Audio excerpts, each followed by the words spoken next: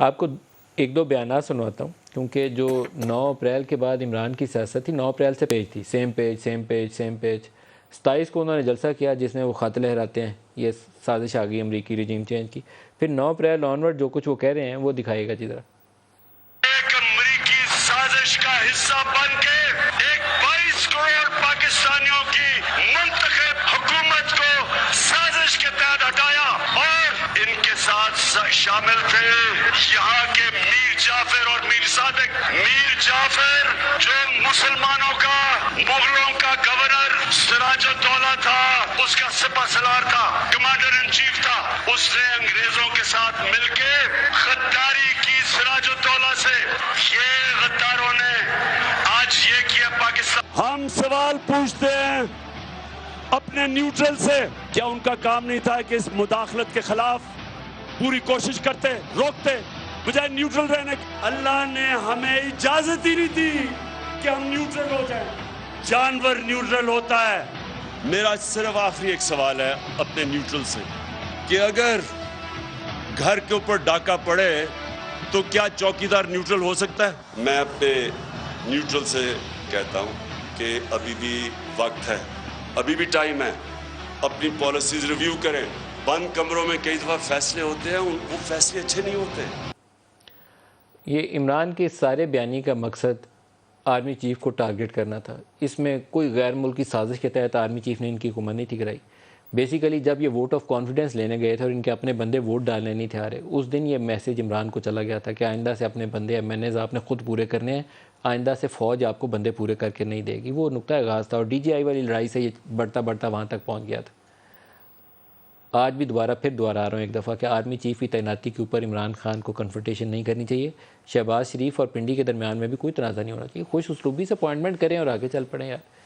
دیر از نو point کہ بلا وجہ کی لڑائی پاکستان کے لیے آپ مسائل پیدا کر رہے ہیں. جسٹس شائق عثمانی صاحب ہمارے ساتھ شامل ہو رہے ہیں. جسٹس صاحب بہت شکریہ، آپ پروگرام میں ہمارے ساتھ شامل ہو رہے ہیں. یہاں بہت ساری افواہ سازی چل رہی ہے جی. اس میں افواہ سازی کا ایک حصہ یہ ہے کہ اگر شہباز شریف نے اپنی پسند کا آرمی چیف لگا دیا یا نواز شریف کے کہے کے اوپر کسی کو آرمی چیف لگا دیا تو صدر صاحب اس کے اوپر سمری کے اوپر بیٹھ جائیں گے. کیا صدر کے پاس ایڈوائس کے اوپر، اس سمری کے اوپر بیٹھنے کا استحقاق موجود ہے؟ جی بالکل. آئین کے تحت تو ایک دفعہ تو وہ اس کو ریجیکٹ کر سکتے ہیں اور ان سے کہہ سکتے ہیں آپ دوبارہ ریکنسیڈر کریں. یہ ایک تو آئین میں لکھا ہوا ہے.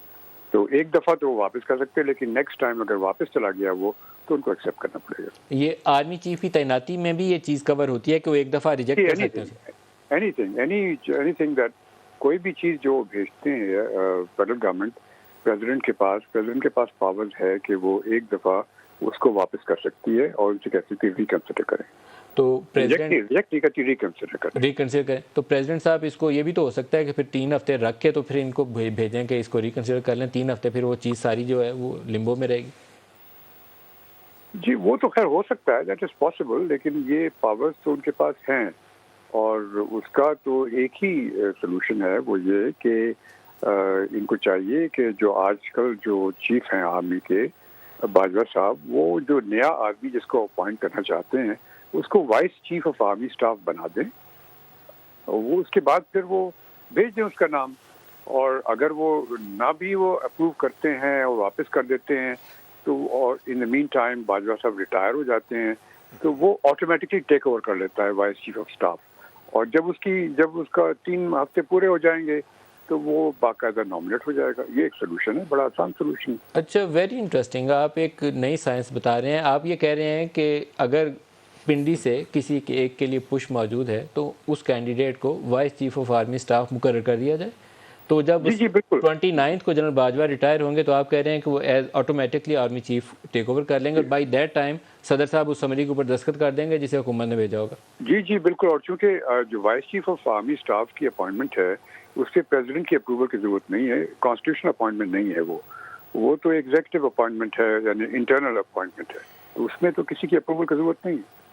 تو اگر یہ تو بڑی مزے کی بات آپ نے بتائی، حکومت نے ایسا کچھ کیا تو اس کا مطلب ہے کہ وہ پھر پنڈی کی خواہشات کو بھی اکوموڈیٹ کر سکتے ہیں. نون لیگ اپنی مرضی بھی کر سکتی ہے. دونوں چیزیں ساتھ ساتھ ہو سکتی ہیں. جی بالکل ہو سکتی ہے.